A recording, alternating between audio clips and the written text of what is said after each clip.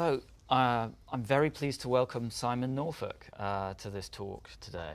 Simon is a remarkable photographer, one of the people who has most consistently examined war and conflict history and memory through photography, especially through large-scale photography made with view cameras, focusing on architecture and landscape. And I guess that's maybe where I'd like to begin, Simon, to say, why take this approach? Why look at conflict issues through large-scale photographs of landscape and buildings? Well, I think my first, take on anything is to look around and take sort of negative examples from what already exists. What is the connection between the war photographed and the war being fought? Because I think there is a substantial disconnect between those two things. The language of war photography was something that was written in 1934 by Robert Capa, more or less. Leicas, small cameras, action moments, in close, wide-angle lenses, portability. That was the method for talking about warfare that was invented in 1934. Now, what's astonishing is that we're still using that language for talking about warfare. The effective pictures which win World Press Photo and these things are meant to be those pictures that are shot in that vernacular. So you take your opposition against the existing languages because they're non-functional. Yeah. But so you evolve something which is close to the negative opposite of what that 35mm Capa model is, in that you work very slowly, or usually very slowly, with big cameras. You produce very high resolution prints, into which viewers can kind of immerse themselves and see all sorts of details. You make often rather picturesque work, or at least it looks picturesque on the surface. The beauty that you put in the work is just a seduction, it's just a honeycoating, right? For me, it just seems totally normal that you would have to put some kind of attractive wrapper around it, otherwise how are you going to get people in the door? Mm-hmm.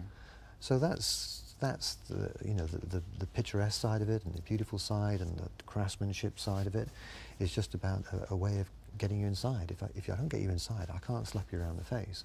Oh, it's about the war, but it's gorgeous. Well, let's have a look. And then I can begin a conversation with you. How did you come into dialogue with John Burke, who was working there in the 1870s and 1880s? And what does this dialogue say about the continuity of, say, British involvements in the region? Everything and nothing, huh? Well, I became a trustee of the National Media Museum in Bradford, and I was there one day for a trustees meeting, and a librarian in a coffee break said, "Oh, come and see this thing." It wasn't digitised, it wasn't in the, wasn't properly accessioned into the collection, I don't think. But he'd seen it, and he knew I was coming, and he just put me together with it. But I mean, if it hadn't been for him, I never would have, so it was complete serendipity, really, and he just showed me this thing, and I was like, this is incredible, this is fabulous.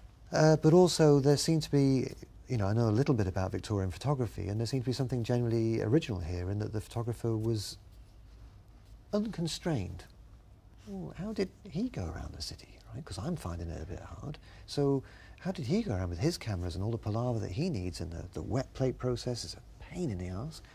And so as soon as I saw this thing, I thought, this is fabulous. And I've been looking for a long time for a reason to go back, for a way to go back, a vehicle that could take me back. And I just didn't want to go and sit with English soldiers or do me in 2001, me in 2011, who cares?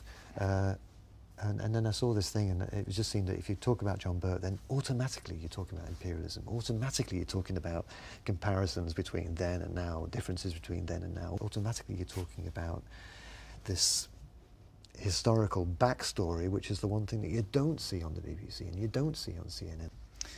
If we look at the two series that you did in Afghanistan, there was Chronotopia, when you came in the wake of the US invading forces. And then you went back about 10 years later, is that right?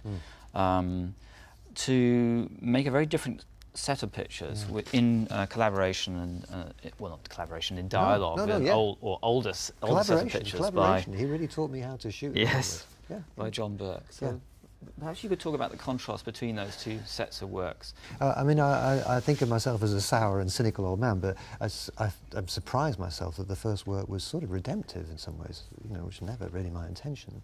But I honestly thought the war was over in 2001, and it wasn't. So there was a deliberate attempt 10 years later to photograph much earlier in the mornings when everything is wrapped around in that soft blue shadowless light, and later in evenings when you get the same thing again. Partly because it's almost impossible to get that golden light in Kabul now, mainly because of pollution. When I photographed it the first time, the city was pretty much empty, and so you got that lovely clean light. Now it just disappears into a fog of diesel fumes and wood smoke at, you know, half an hour before sunset. So the light doesn't even exist anymore because of interesting reasons, but also because I just think I wanted to say something a bit more about my disappointment about what happened, about my own government's involvement in this tragedy of Afghanistan. And now when I go back the second time, it's somebody with, I hope, a better knowledge of the place, but also some friends there who experience the war directly and from, you know, the front end. And so I sort of made it my business to try and see Afghanistan very much from their point of view, from the, you know, it is a place that's very scary to work, obviously it is, you know, and as a foreigner you stick out.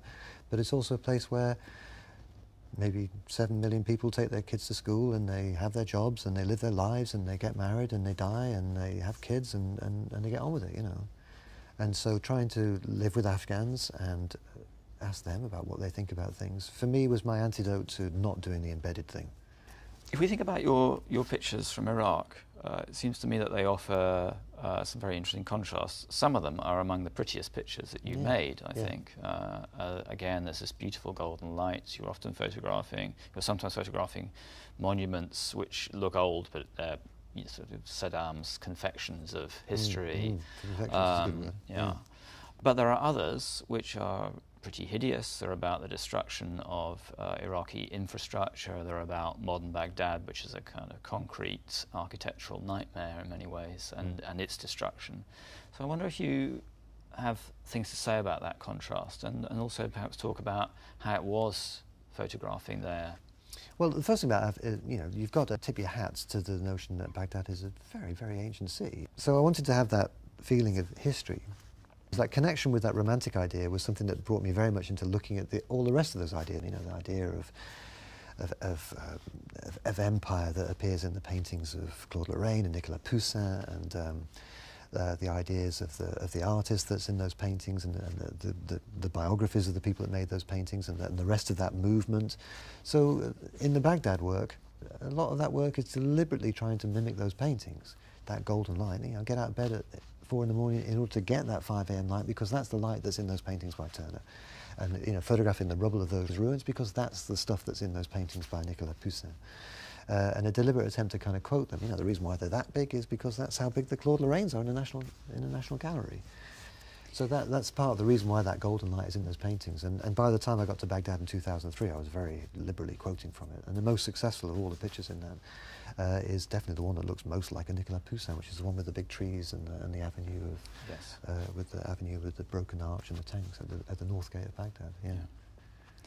But there are other pictures from Iraq which are quite different. So, for instance, is it the Ministry of Information which is bombed out, for instance? So what you have there is just a flat facade. Yeah. It's rather like a picture by the Beckers, actually, except that it looks just like the Gursky upstairs. That's exactly the same. Or a Gursky, yes, indeed. Why the contrast, in a sense? You didn't confine yourself to you know, the Poussin-Claude line. No. You did something else there too, and the two seem in contention in certain ways. Well, it's partly a response to the way that the thing was reported, in that it was reported in this the sort of hygiene of the news reports, you know, even the language, surgical strikes and pinpoint accuracy. So it's just just another format, trying to find a solution to this thing about what do you do with all these beautiful pictures without making them too beautiful? How do you stay on the razor's edge and not flop either side of that thing? Yes. It's just another formulation. I don't know if it works or not. No, it's just a way of trying to stack that pack, as it were. Okay. Talk about the experience of how people react to this large camera that you carry around, which you have to set up on a tripod, right? And do you throw a cloth over your head and all of that kind of thing? I used to. I mean, I use a great big digital thing now, but with the big view camera, yeah, it's a magnifying glass on the back and the whole baldy-headed mad professor thing. Yeah, I mean, if you creep about, you look like a spy, so you're going to get shot very quick. So the best thing to do is stand in the middle of the road and make a fool of yourself. And then, you know, if you're a dick, well, people don't shoot dicks, so that's okay. So that's usually the best places to hide is right out front. So I'd say that was how my thinking with the big camera in Afghanistan and Beirut and Baghdad and all that kind of what I call the rubble work. You know, that 4 or 5 years when I was just photographing destroyed aftermath and stuff. Thank you, Simon, for talking to us. It's been a wonderful conversation. Great, always good to talk to you. Thanks.